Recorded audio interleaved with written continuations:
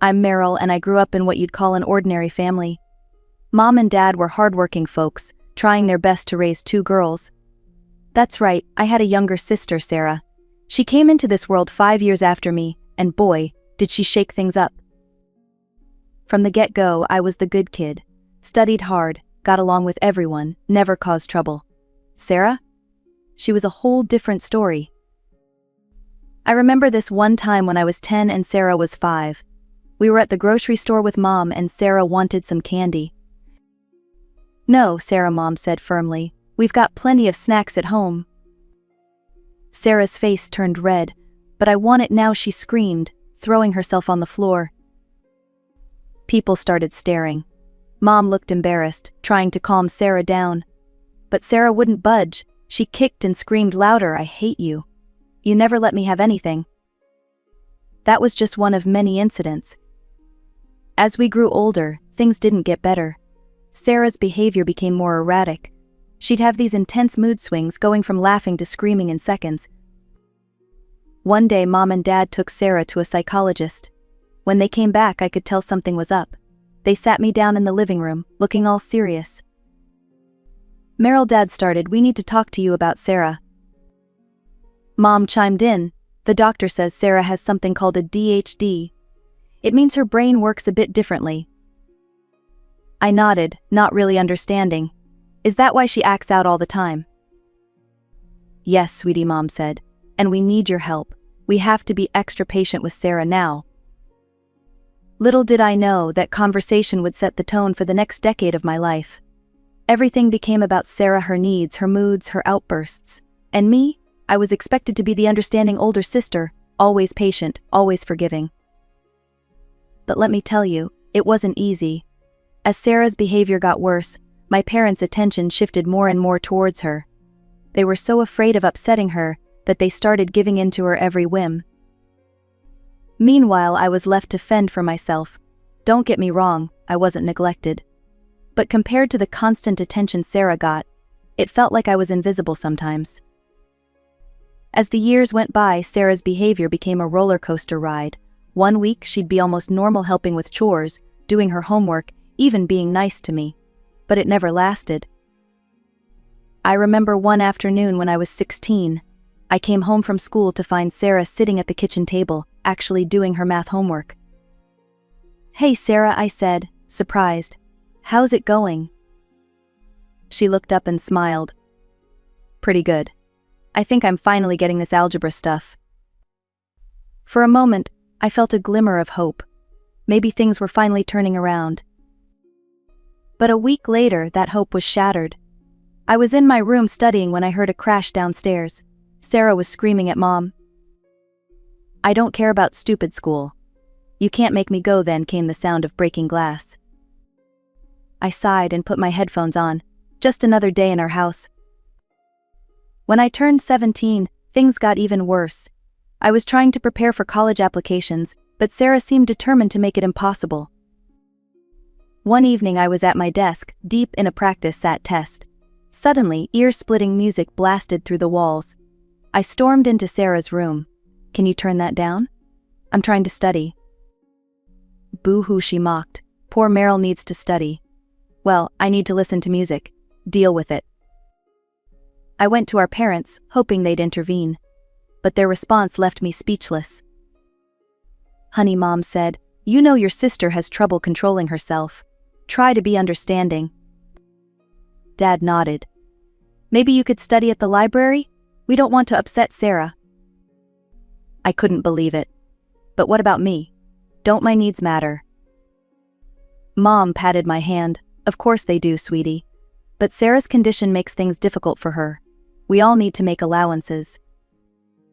I went back to my room, fuming. It was always about Sarah, always. A few weeks later, Sarah dropped a bombshell at dinner. I want to go live with Grandma, she announced. Mom and Dad exchanged worried looks. Are you sure, honey, Mom asked. That's a big change. Sarah nodded. Grandma said I could come anytime. She'll let me do whatever I want. I held my breath, hardly daring to hope. To my surprise, my parents agreed. Maybe a change of scenery would be good for everyone, Dad said. As Sarah packed her bags, she cornered me in the hallway. "Don't think you're getting rid of me," she hissed. "Grandma's loaded, you know. She'll spoil me rotten and leave me everything in her will. You'll be working your ass off in college while I'm set for life." I just rolled my eyes. "Whatever, Sarah. Just go." For the next 6 months, our house was peaceful. I could finally focus on my studies without constant interruptions. I aced my SATs and got accepted into a public college in another city. I'd been in college for a few months when I got the call. It was Mom, and she sounded exhausted. "It's Sarah, she's back home. Your grandmother, she couldn't handle Sarah anymore. Said she was too disobedient, always causing trouble. She even blamed us for bad parenting.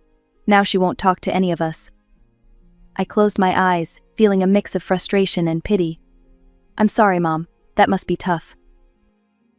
"It is," she admitted. "We're trying everything. Taking her to a new psychologist, giving her whatever she wants. We're hoping it'll help." Then came the kicker. "Meryl, sweetie. About your college expenses, we can't help you anymore. All our money is going towards Sarah's treatment and, well, her demands. You'll need to support yourself from now on." After we hung up, I just sat there trying to process it all. Once again, Sarah had managed to upend my life without even being present. But I wasn't about to let this derail me. I found a part-time job at a local diner and called my grandmother. "Of course I'll help you," dear Grandma said when I explained the situation.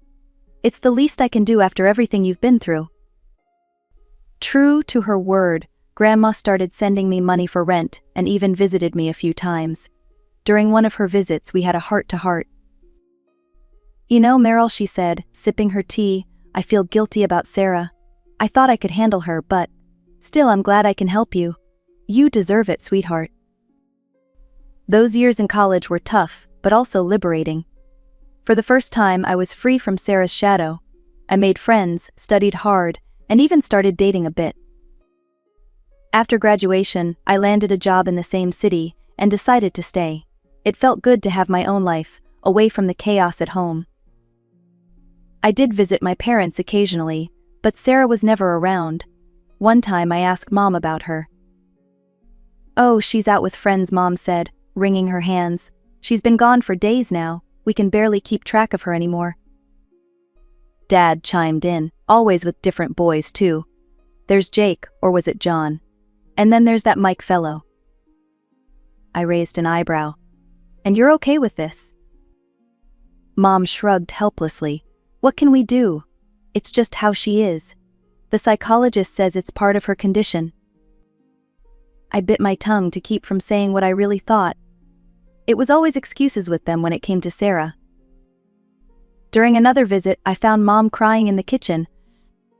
"What's wrong?" I asked, alarmed. She wiped her eyes. "It's Sarah. She's been gone for 2 weeks this time. We don't know where she is or who she's with." I felt a pang of worry, despite everything. "Have you called the police?" Dad shook his head. "We did once before. She came back on her own and was furious with us for reporting her missing. Said we were trying to control her life." I left that day feeling frustrated and sad. It was clear that nothing had changed. Sarah was still the center of their world, no matter how badly she behaved. As I drove back to my apartment, I couldn't help but feel grateful for the life I'd built for myself. It wasn't perfect, but it was mine. Time flies when you're building your own life.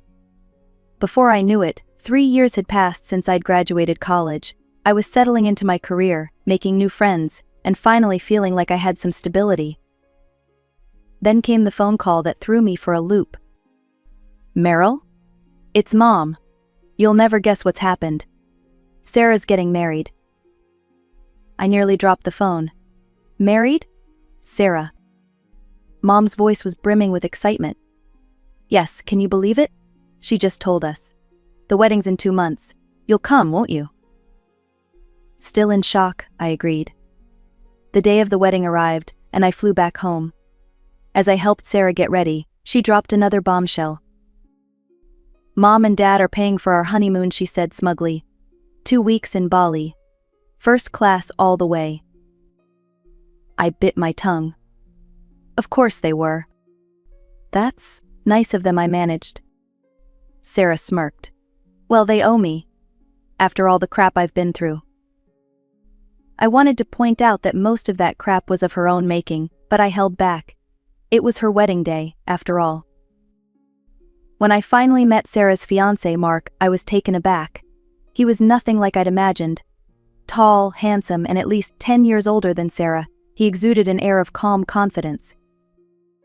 It's great to finally meet you, Meryl, he said, shaking my hand. Sarah's told me so much about you. I raised an eyebrow at Sarah, wondering what exactly she'd told him. To my surprise, the wedding went off without a hitch. Sarah looked radiant, and for once, she seemed genuinely happy. As I watched them exchange vows, I felt a glimmer of hope. Maybe this really would be the turning point for her. At the reception, Mom cornered me by the punch bowl.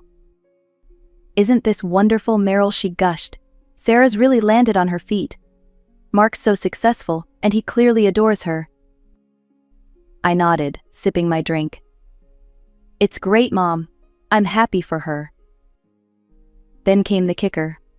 You know, sweetie, maybe it's time you started thinking about settling down too. You're not getting any younger. I nearly choked on my punch. Mom, I'm only 26. She patted my arm. I know, dear. But look at Sarah. She's really got it all figured out now. As I flew back to my city the next day, I couldn't shake a nagging feeling. Despite everything, I genuinely hoped Sarah had found happiness. But a small part of me wondered how long it would last. Life went on. I threw myself into work, trying not to dwell on my family's dynamics. Then, about a year after Sarah's wedding, something unexpected happened. I met someone. His name was Tom, and we hit it off immediately.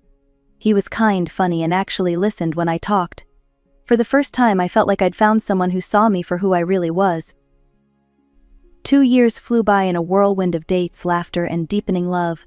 Then, on a crisp autumn evening, Tom got down on one knee and asked me to marry him. As I said yes, tears of joy streaming down my face, I felt like my life was finally falling into place. Planning my wedding to Tom was like a dream. For once, I was the center of attention, and it felt amazing. I was determined to make it perfect, a day that was all about us and our love. Of course, I invited my family.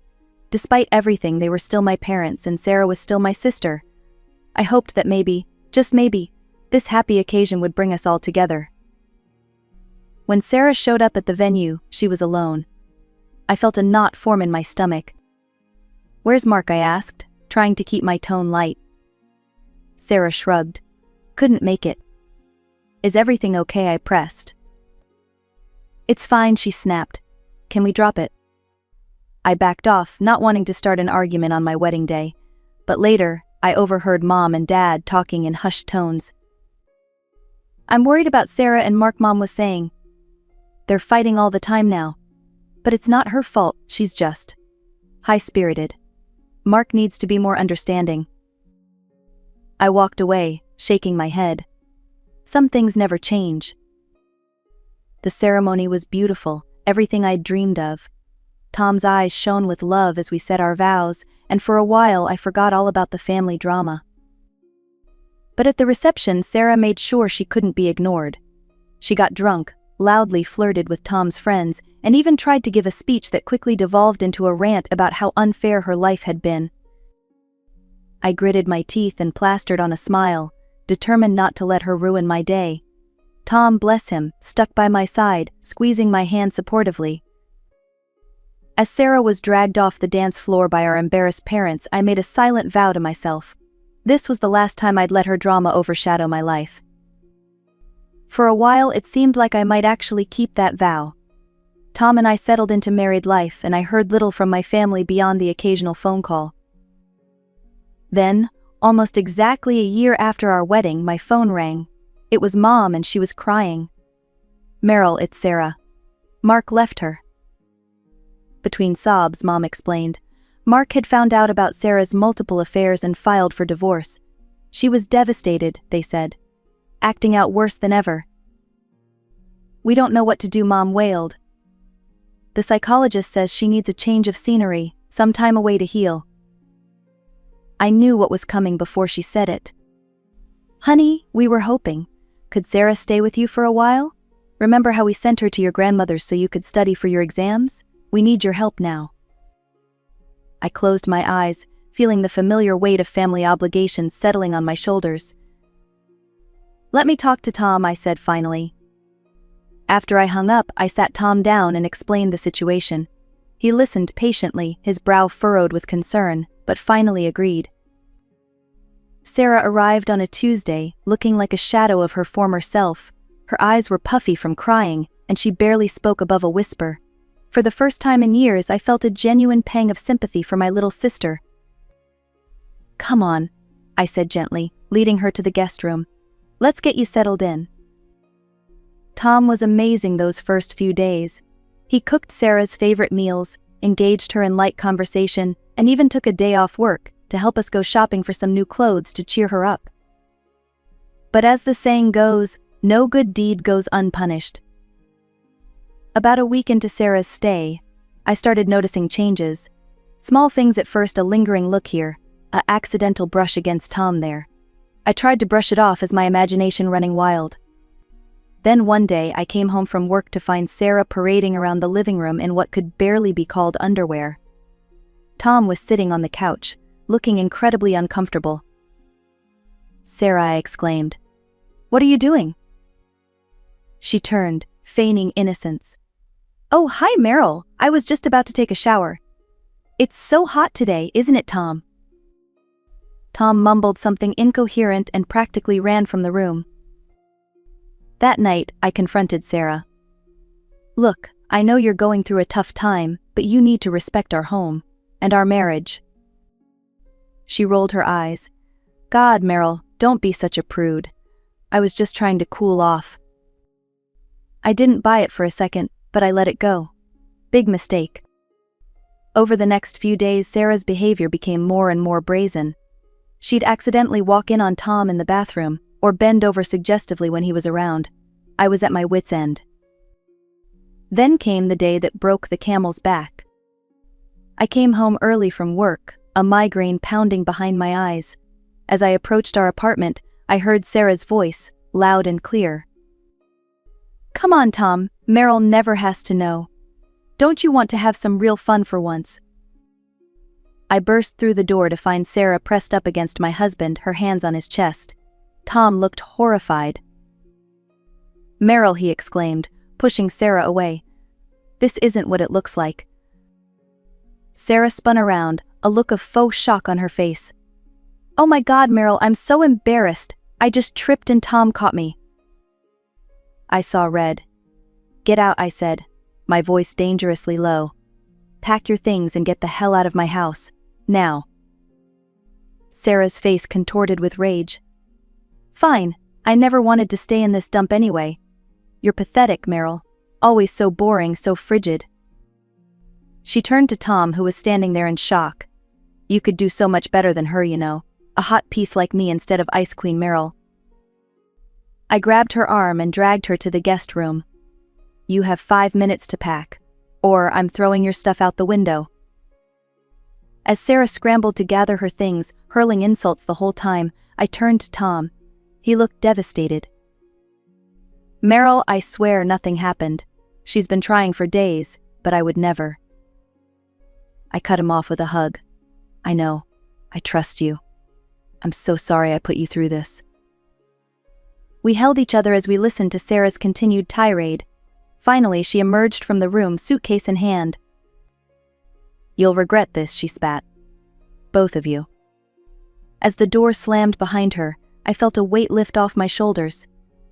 As we stood there in our now quiet apartment, I realized something. The family I'd spent my whole life trying to please, trying to fix, they weren't my real family anymore. Tom was. And it was time I started putting our life, our marriage, first. I hadn't even finished my first cup of coffee the next morning when my phone rang. It was Mom. I braced myself and answered. How could you, Meryl? Mom's voice was shrill with anger. Kicking your own sister out onto the street. I thought we raised you better than that. I took a deep breath. Mom, it's not what you think. But she cut me off. Sarah told us everything. How you got jealous because she and Tom were getting along. How you made up lies about her to justify throwing her out. I'm so disappointed in you. My jaw dropped. What? Mom, that's not true at all. Sarah tried to seduce Tom. She was walking around half naked, throwing herself at him. She even propositioned him. There was a pause. Then Dad's voice came on the line. Now, Meryl, don't you think you're exaggerating a bit? We know Sarah has her issues, but she's family, and family supports each other, no matter what. Something inside me snapped. Years of pent-up frustration and resentment came pouring out. Support? Where was your support when I was trying to study for college and Sarah was making my life hell? Where was your support when you cut me off financially because you were too busy catering to Sarah's every whim? I've spent my entire life trying to understand and make allowances for Sarah. And I'm done. I'm done being the responsible one, the one who always has to sacrifice. You raised her to be this way, and now you can deal with the consequences. There was a stunned silence on the other end of the line. Then Dad spoke, his voice cold. If that's how you feel, maybe it's best we don't speak for a while. And don't be surprised if the rest of the family feels the same way once they hear about this. I laughed bitterly. Is that supposed to be a threat? Go ahead. Tell them whatever version of the story makes you feel better about your parenting failures. I hung up. True to my parents' word, the calls started coming in. Aunts, uncles, cousins, all of them expressing their shock and disappointment in my cruel treatment of Sarah. How could you abandon your sister in her time of need? My Aunt Linda scolded. I always knew you were jealous of Sarah, but this is a new low cousin, Mike messaged me. I tried explaining the truth to the first few, but it quickly became clear that their minds were made up. Sarah and my parents had spun a tale of my jealousy and cruelty, and the family had lapped it up. The final straw came when I logged onto Facebook. There, in black and white, was a post from Sarah. Heartbroken. My own sister threw me out when I needed her most. I guess blood isn't always thicker than water. Family drama betrayed. The comments were a cesspool of family members and old acquaintances expressing their sympathy for Sarah and their disgust with me. My finger hovered over the keyboard. I could respond, tell my side of the story. But what was the point? They'd already made up their minds. With a heavy heart, I began blocking numbers and unfriending relatives on social media. It hurt, cutting ties with people I'd known my whole life. But as I looked over at Tom, who had stayed by my side through all of this, I knew I was making the right choice. In the weeks that followed the fallout with my family, I felt like I was walking through a fog. The pain of being ostracized by my own relatives was raw and ever-present. But amidst the darkness, there was one beacon of light: my grandmother. Meryl, dear, she said during one of our weekly phone calls, I want you to know that I believe you. I know Sarah, and I know you. You did the right thing. Tears welled up in my eyes. Thanks, Grandma. You don't know how much that means to me. She chuckled softly. Oh, I think I do. Now tell me about your week. How's that wonderful husband of yours? And just like that, life went on. Tom and I settled into a peaceful routine, free from the drama that had plagued us for so long. We traveled, pursued our careers, and even started talking about starting a family of our own. Months passed, then a year. I heard snippets about my family through the grapevine. Sarah had moved back in with our parents, apparently unable to support herself after the divorce. But I pushed those thoughts aside, focusing on my own life. Then, on a quiet Sunday afternoon, my phone rang. It was a number I hadn't seen in over a year: my parents. Against my better judgment, I answered. Hello. Meryl, it was my mother, her voice choked with tears. Meryl, we need your help.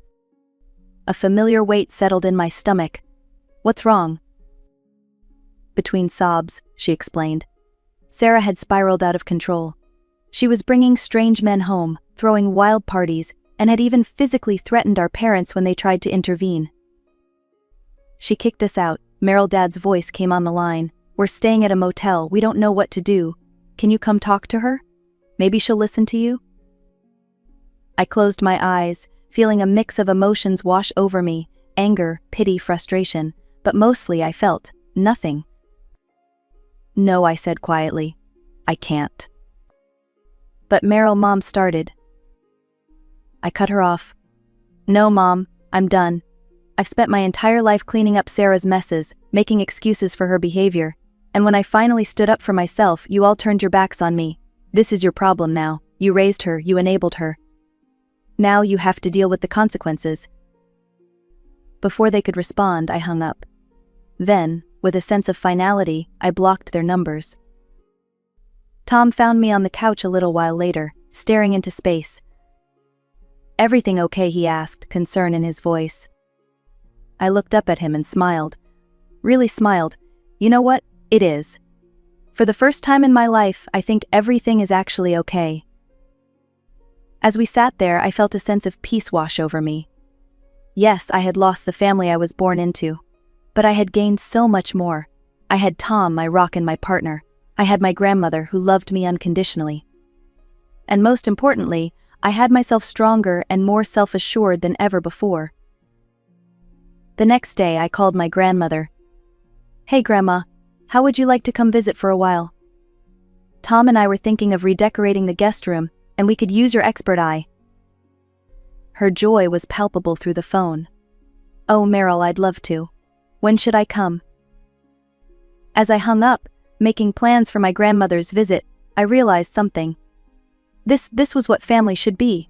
People who support you, love you, and bring joy to your life.